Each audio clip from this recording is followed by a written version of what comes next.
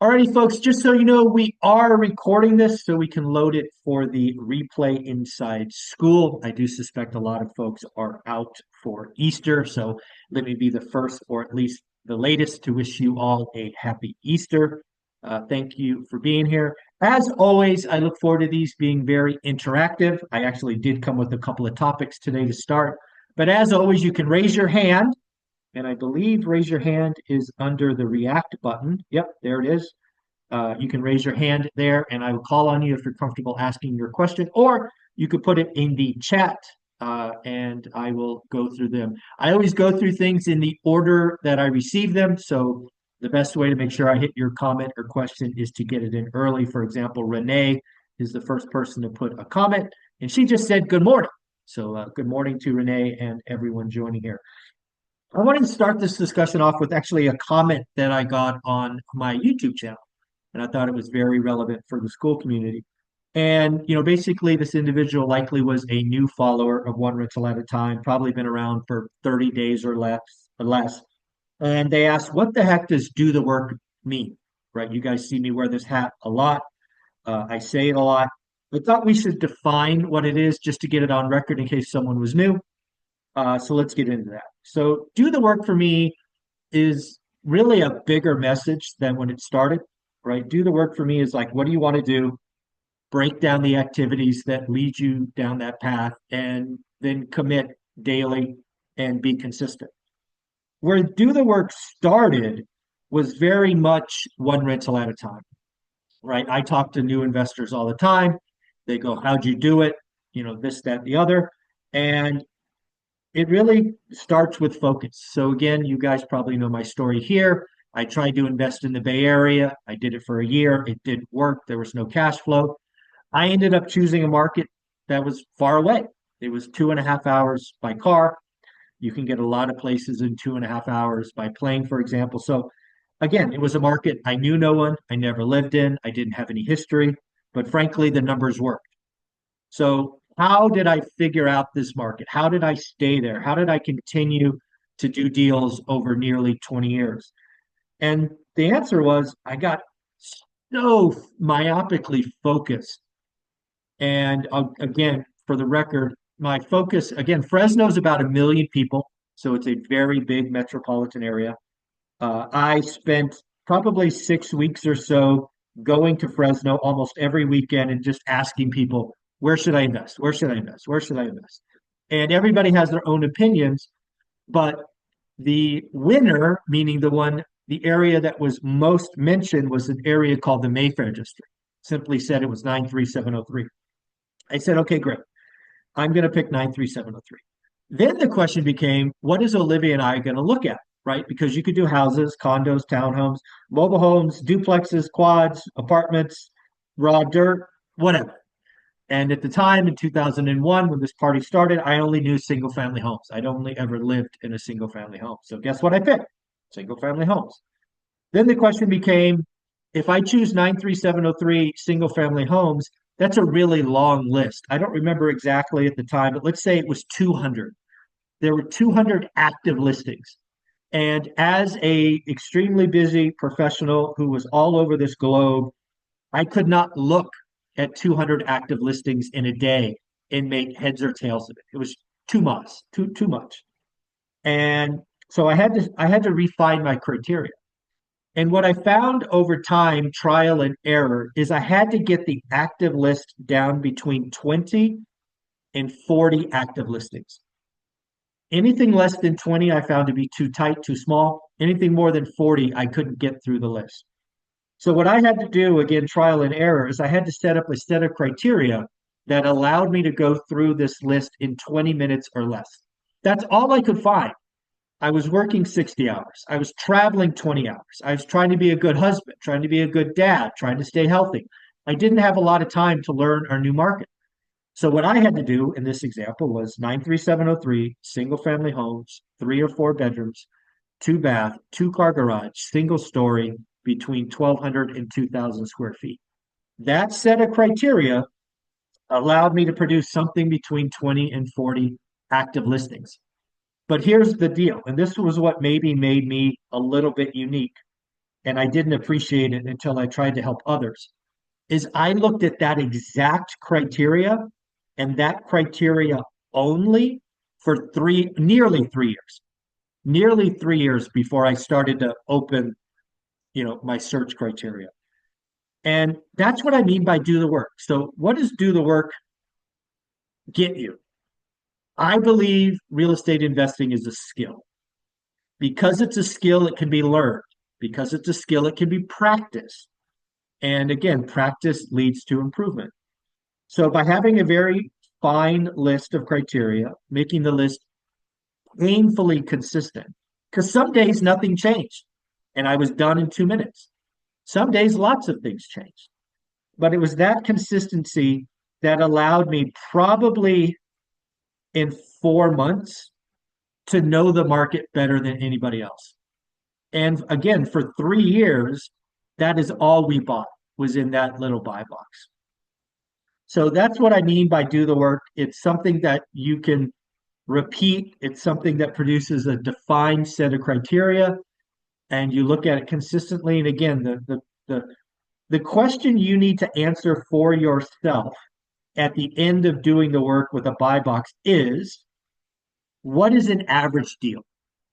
Now, I don't remember exactly, but I think I've said for a long time the average deal in that buy box in 2001 was 7%.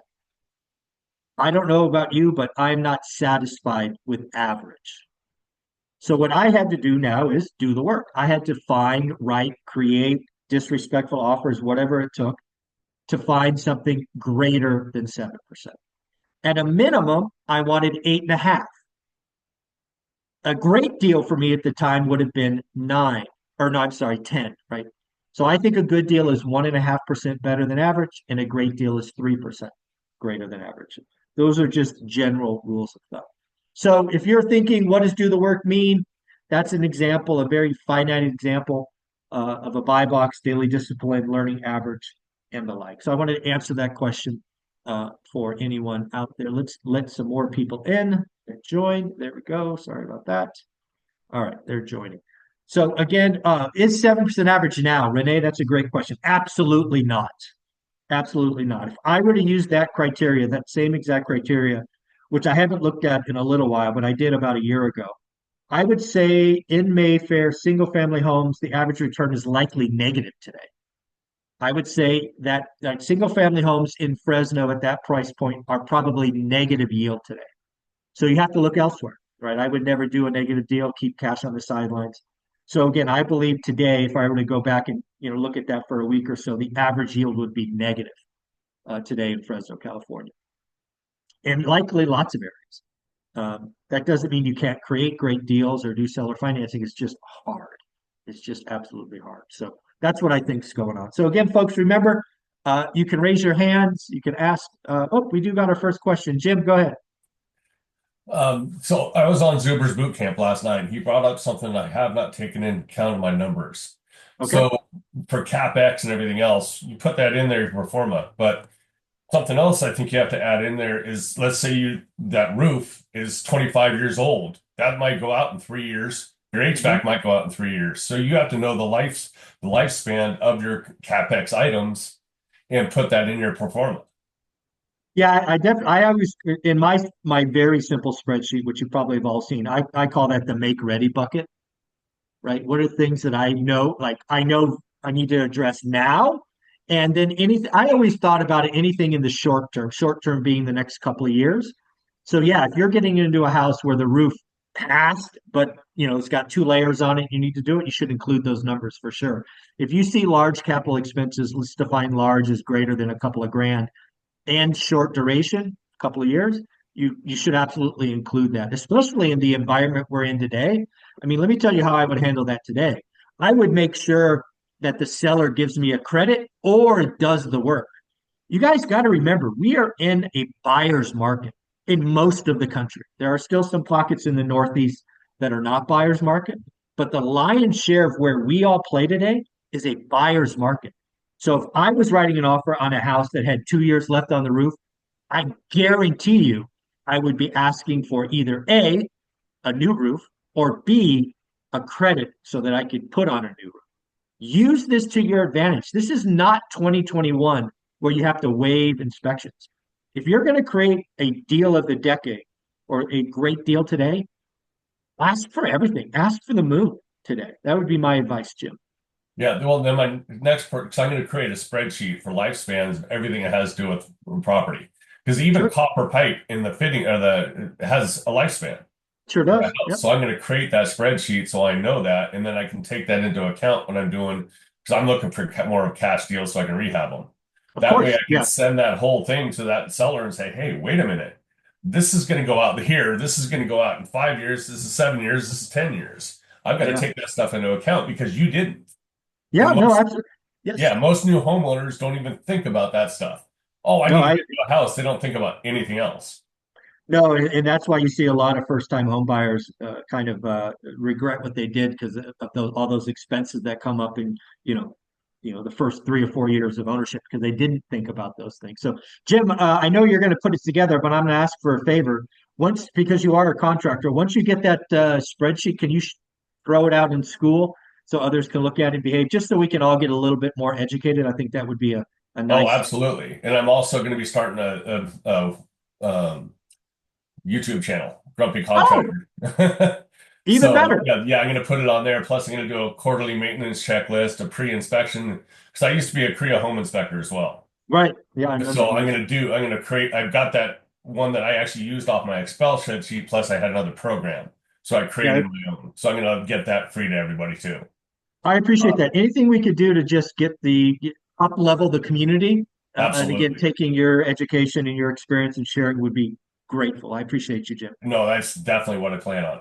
If Awesome. no, is there any other hands up? No. So, Nope, go for it. other than your created alligator and your hammer party, Yeah. what other big, what other big gotchas would you say were in your journey? My first fire. It's funny. I had another fire on what is today? Sunday? On Thursday. Actually, it was one of the units I was remodeling just had a fire in the attic, which was no fun. But I got to tell you, the first time I got a call that my duplex on College was basically burning to the ground, I felt like I aged a decade. It was so stressful. It was so scary. Again, remember, folks, I'm 3 hours away. Um, I had been in the business probably 8 years, maybe 10 years, never had an insurance claim. And I get a call that, it's gone. And, the first time you go through it, you just don't know what to expect. So I call at the time my insurance provider was Farmers. So I call Farmers 1-800 number or 188 or whatever the heck it is. I tell them, hey, here's my policy number. My rental at blah blah blah college is on fire. I've been told, it's a complete loss.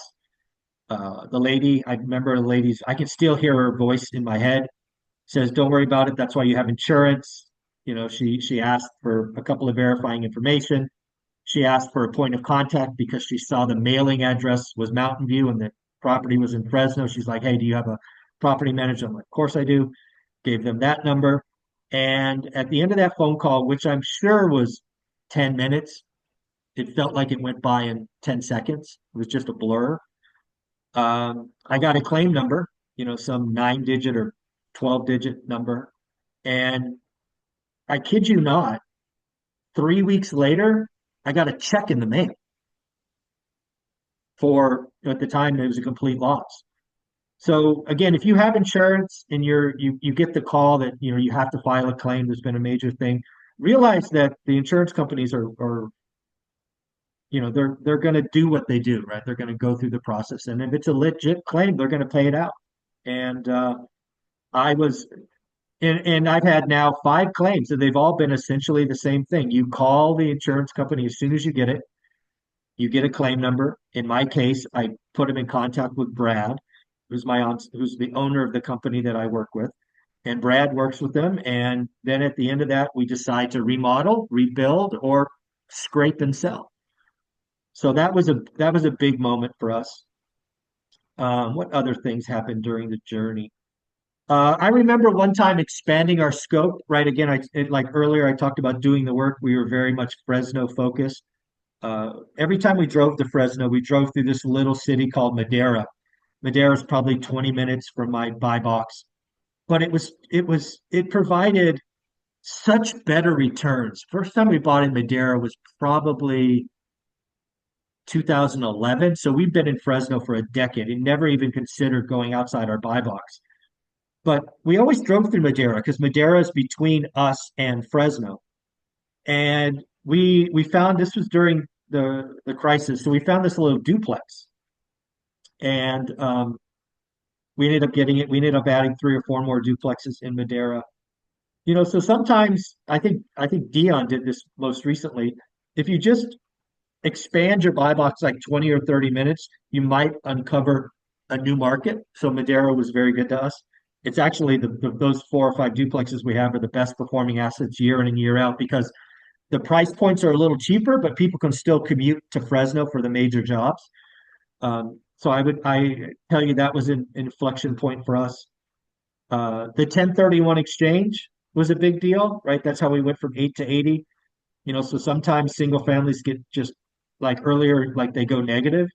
So sometimes it's about repositioning equity because we were still in growth mode. So understanding how you can leverage equity is important. That was a big deal. Networking.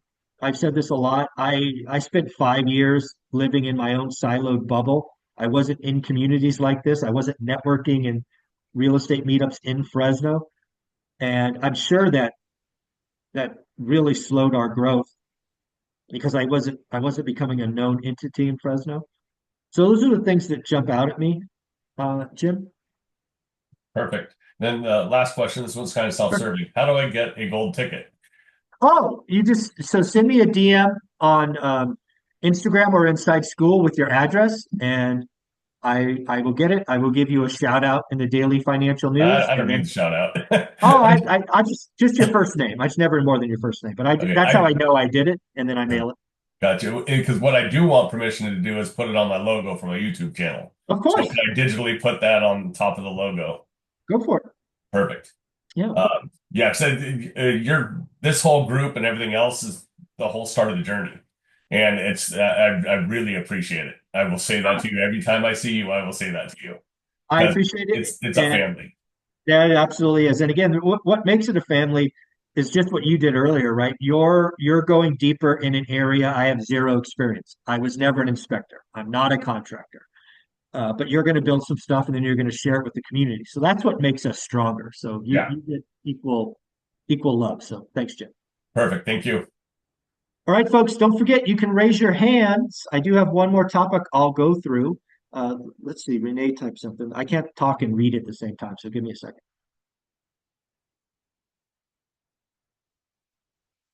Yeah, so I think Renee's point is definitely valid. There are some market. Well, first off, agents. You guys know how I feel about agents. I think 90% of agents are just open house kind of oriented. But if you can find an investor friendly agent, that is awesome. They're like gold. So work to do that. But yeah, I think more and more people are going to realize that the buyer's market is here. I don't know if you guys have seen, but last week we added nationally 110,000 active listings. So how the heck does that happen? Well, two things. First off, demand cratered. Demand is just cratered. And as you add new listings, it grows. But the other thing is we're entering the spring selling season. More and more people are starting to list their homes. And, we could very easily see another 500,000 active listings in the next 4, 5 months. And then it will be very clear to everybody that the buyer's market is here. So let me give you an example of something that I hope all of you can answer. This is like a test. And if you can't answer this question, you have more work to do, right? Take this with the love it is intended to be. So as you all know, you should have a buy box. I already gave you a sample one earlier. You should have a tracking spreadsheet. Now here's the question. What has changed over the last 2 weeks in your buy box? A, is there more inventory? If yes, how much? Two, have you noticed more price drops? Have you noticed more properties coming back on market? right? If your answer to all of those is yes or no because you've done the work, congratulations. If you don't know the answer, that's okay. Just start doing the work today and be able to answer that question in 2 weeks. I am telling you, the market is changing right in front of us. This demand that is cratering will not be highlighted by most people for 30 or 60 days. If you are in this community and you have your buy box and you see that your buy box doubled in the span of 2 weeks, your eyes should get this big because that means motivated sellers are going to start to raise their hand because some people have to sell. And if inventory is only going one direction, us as investors should be salivating at writing disrespectful offers. That's what I see coming. This is what a gentleman named Joe D and Ty and I talked about when we were kind of talking about, what is going on right now. We are seeing a marketable shift in demand, which will lead to a marketable shift in supply, which will lead to a marketable shift in motivated sellers. It may not be in your market today, and that's okay as long as you know, but it's coming in most markets, in my opinion. So please use this to your advantage. Oh, there we go. I've been seeing homes been taken down and relisted. Awesome. That's exactly what you should start to notice. Some people try to game the system. Now, it's not true in all MLSs, but some of them. If you take it off and you leave it off for 48 hours and then you relist it, the clock starts over. But if you are doing your job, you will know that 123 Main Street was listed, taken off, and then relisted. Guess what? Motivation, right? They're trying to game the system, but you're not going to be stuck or suckered into that. You're going to be able to know all of these things. So again, great news. I see Peggy has got the little icon of hand raised. Hi, Peggy. Hi. So I kind of asked this question on Thursday night, so I apologize for being repeated. But have you bought a property using your other property that's collateral for a down payment? Yeah, so I've done flavors of that. I've used equity lines in the past, equity line from A to be the down payment of B. I have done what's often called cross collateralization. Basically, take equity from A, tie it with B, but that then becomes, those properties basically are tied together. I couldn't sell A because they're tied together. So there's absolutely way. I even did a private loan one time. So I wanted this deal. I didn't have any other way to get it. So I put a private second on a loan. Let's call it 20 grand. And I took that cash and bought another property. So if you have equity in another asset and you are in growth mode, I mean, there was 15 years, Peggy, where my LTV or loan to value across my portfolio probably never got below 70% because I was always using my equity, right? Because I was clearly in growth mode. Now, remember this alligator concept, right? The only picture in my first book. I don't want any individual asset to go negative. So after my painful lesson with Norris Drive, which I had to work 3 hours a month so my tenant could live in my property, I don't go negative. So I would not take, like, let's just say, for example, I could take 50 grand from a property, but that would then take that asset negative. I might just take 32 grand. So it's still positive and over. So that's one thing I do. I don't like to see any individual asset go negative. That's kind of one caveat. Okay. Yeah, I was trying to figure out what the insurance would be because I only have single family houses. Sure. Duplexes don't side by side duplexes that I like that are nicer don't cash flow. Yeah. Even if I house hack and then at some point move out and rent out both sides, they don't house hack. But this is a 4 unit that was brought to me. Okay. So I'm trying to weigh out my pros and cons. Yeah, something you could do steadily. One of the people that come on my channel all the time, you can probably just send them the address. They'll get you a quote, right? If the question is how much is insurance, I'm sure they can get you a quote pretty quickly. Or you could call farmers, or as long as it's residential, which fourplex qualifies, you should be able to call most insurance companies just to get a quote if that's your Yeah, my question. current one was like, well, it looks like Unit B is not attached, and so I'm not for sure. And he was saying that four units are different than single family houses. So I was really confused on. Yeah. So again, I would just ping steadily and have them give you a quote, so you at least have a ballpark number. Okay. Um, that's what I would do. But again, I also my so I have plenty of fourplexes. I have ones that are four houses on one lot, so none of them are attached. Um, it's residential, so historically speaking, my farmers or State Farm or AAA or whatever, they should be able to generate a quote. And if they're not, then they're being lazy, I think. Yeah, I'm with State Farm right now for my rental properties, and the person I was working with is no longer there, so now I'm working with Yeah, somebody else. So it was, I think it's the owner, so it's a little different. I'm like, oh, I don't yeah, know. Like, I'm trying to run my numbers and trying to see yeah, if it's going to make sense. And there's yeah. room to grow. There's room to up the rents a little bit.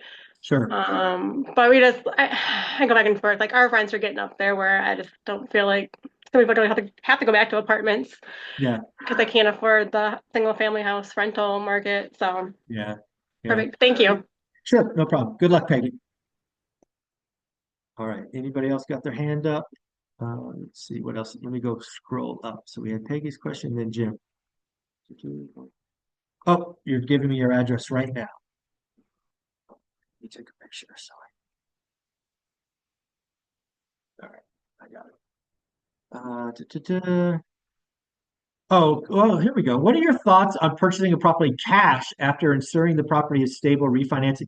I have no problem with that. There was actually probably a 4-year period where that's exactly what we did all the time.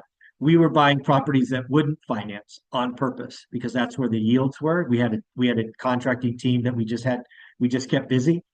Um, so yeah, we did that. We also did private money. We had private money come in and be the first, and we did the whole repairs, and then we refied out. That's what's now called a burr. I have no problem paying cash for properties if that's the strategy, and then going back and getting, hopefully 100%, but maybe 80% of your capital out. It's in a market like we're in today, that might be where, the best value is because we still compete with FHA buyers for the perfect clean properties. So typically investors in this market, and this could change if the buyer's market gets bad enough or good enough, depending on how you look at it, where we can buy clean properties. But it's probably the market we're in where we got to buy value add and you know then refi out later. Realize that a lot of companies has to have clocks or what they call seasoning periods. Could be 3 months, could be 6 months. Just know ahead of time, right, how long you're going to be in that deal. I would probably plan for 6 months seasoning at a minimum, but some lenders, probably DSCR lenders, will let you get out in 90 days. But I have no problem with that strategy, Sarah. I have no problem with that. All right, let's just keep going. Good, that's what we're doing. I like it. I like it. All right, so we'll go to Jason real quick, and we'll go to Jim. Price drops is still mostly negative. Closing our fourplex. Great jump. Let's see. Oh, hope I don't. Yeah. Opportunity costs are real. That's for sure. Jim, go ahead. Your hands up. Sorry, there's a couple other questions. Flavio had a question, and then so did Jen too. I don't want to Oh yeah, line. yeah. Go ahead. I'll Okay. go to Flavio next. So you were talking about that time for that 4-year time frame. How did all Mhm. that work, and how did you end it? Because you're not still doing that currently. Um.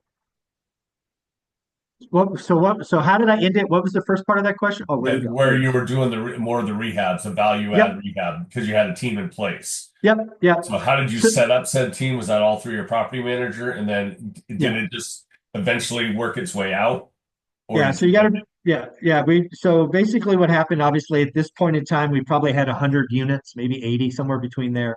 So we were a known entity. We had teams, and I basically went down to Fresno and spoke with, I don't know, probably 3 or 4 contractors that had done part-time work on me, and I explained what we wanted to do.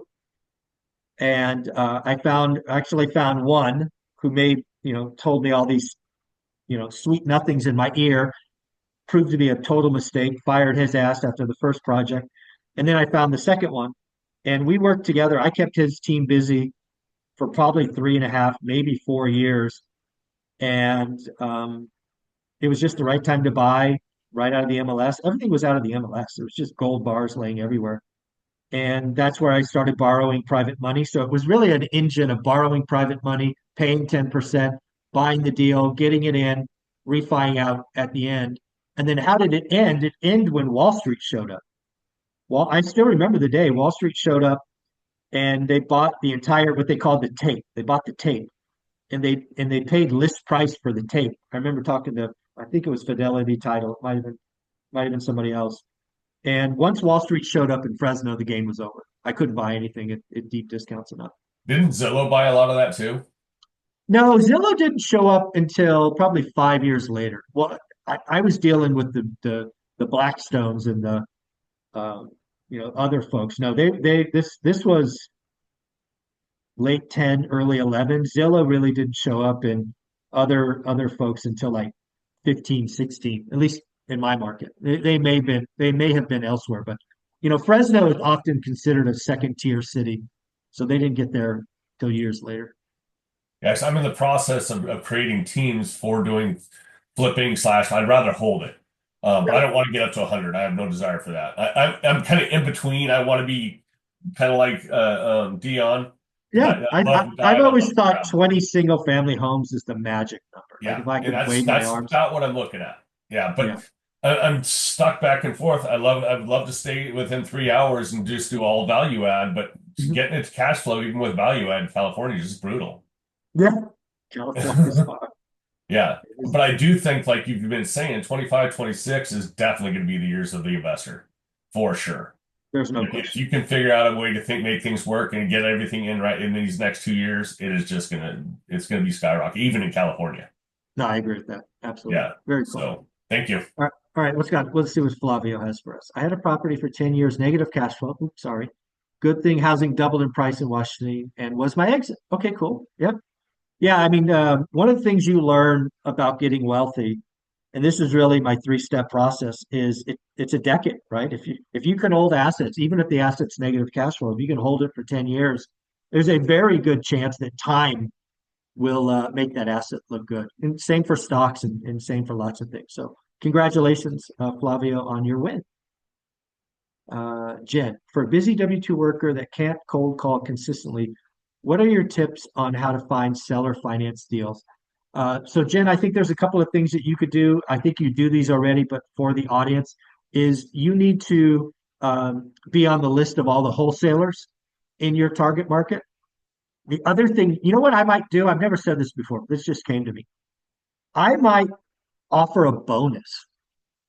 I might offer wholesalers $1,000 bonus for any seller financing deals that they bring you. So if you're going to offer a bonus like that, also realize that you should be able to educate them on seller financing. This is something Millennial Mike did in Gary, Indiana, right? I challenged him in our first conversation to network more and learn seller financing. So I would offer up again. I never said this before, but this is what I would do. I'd offer up $1,000 bonus for any seller finance deals, and the wholesaler's got to get on the phone with you for 60 minutes to define what a seller financing deal looks like, how to pitch seller financing, why it's better for the seller, higher price, payments, security, tax advantage, right? Make sure they understand all of the benefits and then just send them loose. Basically, by offering a bonus on a seller financing deal, you go right to the top of the list. Right now, I'm guessing you're kind of middle of the pack. But if you directly communicate with the wholesalers and say, "Hey, I'm willing to give you $1,000 extra for the seller financing deal," you would jump to the top of the list immediately. The other thing you could do, if you would like, is there are systems like PropStream or Property Radar. I've only ever used PropStream, where you could create lists and then you could do mailers right out of the system. So what you would do in that example is set up criteria, high equity, listed or not. You could do very simple postcard mailers. Now that's expensive, right? Jason Pritchard's been doing them forever. But if you had a very small criteria, that might work. Like I've done two mailers in my life. One of them was for a condo community that was in, it was so bad in this community. It was, I think it was like 300 condos. It was so bad. It was so gang infested that you could no longer get a conventional loan, right? FHA or whatever the organization, HUD, whoever it was, said that we will not do approved loans on this community. So you couldn't get a bank loan. However, what I knew is my point of contact, again, a guy named Brad. If you were at my event, you saw him, right? I gave him a belt, real big, tall guy. Brad took over that community. Brad and I are boys. Brad said, Zuber, this place is a disaster, nothing we haven't seen before. In a year, this place will be bankable again. So I'm his boy. I trusted him. I sent out a mailer, two different mailers to every owner of that community. And it was like 300 times two, so 600. It was probably $500 in materials. I got two calls in one deal.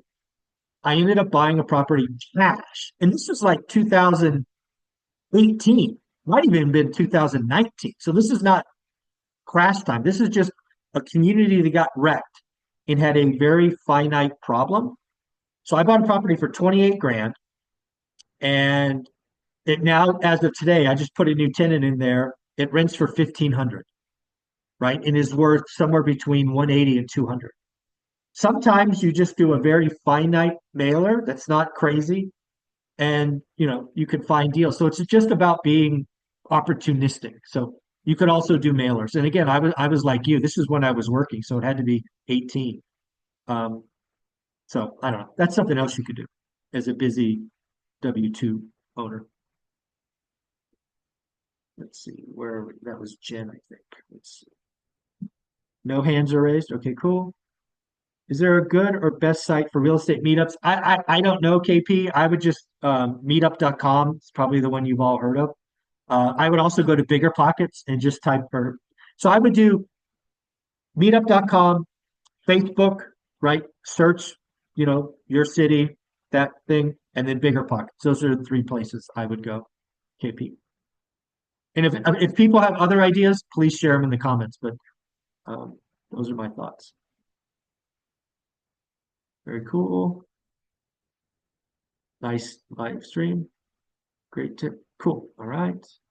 What are your thoughts on purchasing property cash and ensuring? Oh, I already did that. Okay, a bunch of people are doing that. Cool. Yes, Jim, send me a note offline. I will get you Brad's contact info. No problem.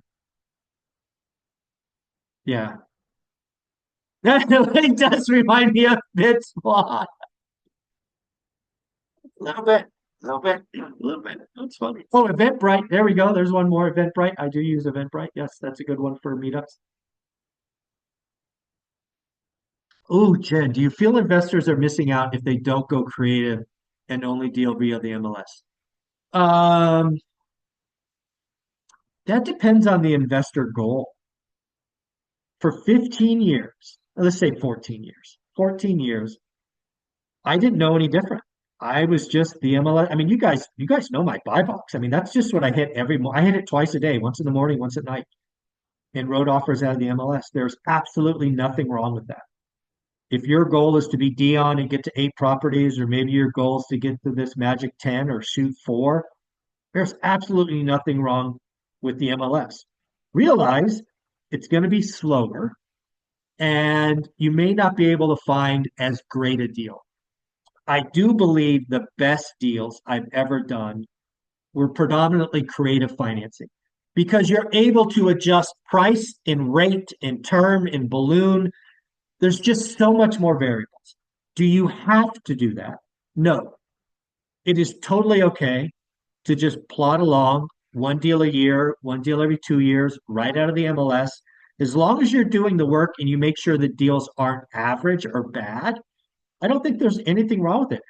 We have very busy lives. You got 60-hour jobs. You've got a relationship. You got family. You got to be healthy. Life is busy. And, doing all these extra things often means you give something else up, right? Jen, you have two beautiful daughters and they're growing up, and trust me, One of my largest regrets, and I don't think I've said this in a while, is I did not hug my daughter enough. As a dad, that sucks, right? To realize that you didn't hug your child enough because you were in Chile or Germany or France or Japan. It just sucks to say that. And it's true. It's one of my largest regrets is simply not hugging my daughter. Because at some age, it's hard to get a hug, right? You only get a hug behind closed doors, right? It's not no longer in public. And it's just you do not have to be Jason Pritchard, right? Jason Pritchard, a boy of mine, I put him on the Mount Rushmore of my investors, which means he's the top four. But dude, there's nothing wrong with dude. There's right. B. Casey from Brick by Brick Wealth. She's got 9 homes. There's nothing wrong with that. In fact, most people should be Casey. I would say 1 in 1,000 should strive to be a version of Jason Pritchard. Can you imagine having a $30,000 budget every month for marketing, having 30 people on your team? I mean, shoot me now. I want none of that. But for him, it's amazing. He thrives in that environment. But that doesn't mean we all have to be Jason Pritchard or Pace Morby or any of these other people. It's okay. And I would argue again, most people should be Casey. 9 houses, bought over a decade, one at a time. She's financially free. She's homeschooling her kids. I wish for all of you to be Casey. And if you want to become Casey and then grow to become Dion at 16 or whatever he's at, and then if you want to grow to be me and then grow to be Jason, you do you. But yeah, you don't have to. You're not missing anything, in my opinion. Hopefully that soliloquy made sense, Jim. Find communities on YouTube and Facebook. Absolutely. Thank you, Jim. Oh, school for meetups. I did not know they do that. Oh, no, ask in school. Okay, got it. Yeah, that makes sense. KP, that's true value, Mr. Drew. My daughter's 13. Oh, dude, luck, dude. Oh, yes. Please do. Man, again, my daughter's, how old is Teresa now? 33. Gosh, I'm old. Yeah, if I could go back in time and hug her more, and yeah. Hmm. Painful memory. Almost make me cry. Don't do that. That's bad. Don't do that. All right. What other stuff is rock and roll? I think I've got all the questions. If I missed your question, it certainly wasn't intentional. If you could cut, paste, put it below, I will jump to that. Let's talk about next week. So again, next week we will have a school session just like this one, but I want you to know it'll be a little bit different because next week I'm also going to invite anybody who bought one of my courses, How to Get Started One Rental at a Time. So next week will obviously be in every. I'm really starting to think this. I'm going to try to do a live school session every Sunday at 8 a.m. 3 times a month, it will just be us. But one Sunday a month, I will invite another community of mine. This month's going to be my course members. Next month might be my Zuber letter. Next month, the month after that might be someone else. So once a month, this call might bring in more people. But realize that I'm now committed to doing a Sunday live stream, 8 a.m. every Sunday, except the 4 weeks I'm traveling a year or 5 weeks I'm traveling. So again, I want to make the school community even more valuable for you. I have a blast talking to you every Sunday. There you go. Oh, yep, Jen, I don't know if you've seen the daily financial news, but I put out your meetup in San Jose on blast in the daily financial news. So hopefully a lot of people in the Silicon Valley will attend. But yes, I talked to somebody that hired a cold caller, warm leads, 1K a month. I can't justify that without instant ROI. Kenny won't let me. Kenny and Jen are awesome. That's okay. That's okay. That's funny. But yeah, I would offer a bonus. I think I'd offer a bonus. I'd call the 5 wholesalers that you work with and go, hey, I got a creative idea. I want to give you $1,000 bonus and then educate them on why that's cool. I think that would be intriguing. All right. Any more questions? Otherwise, we will shut this one down a little early. All right. Going once. Going twice. All right, everybody, we will shut this one down a little bit early. I'm gonna go get a cup of coffee. Oh, no, wait, we got one more question. Jim came in. Yep, me too. Yep, very, very cool. All right, folks, take care of yourself. Happy Easter one more time. We will be back at it every Sunday at 8 a.m. It's now my new commitment, except when I'm traveling. Again, next week, don't be surprised if there's more people, because I'm going to invite my course members of how to get started one rental at a time. Take care. Later. Thank you. Later. Bye.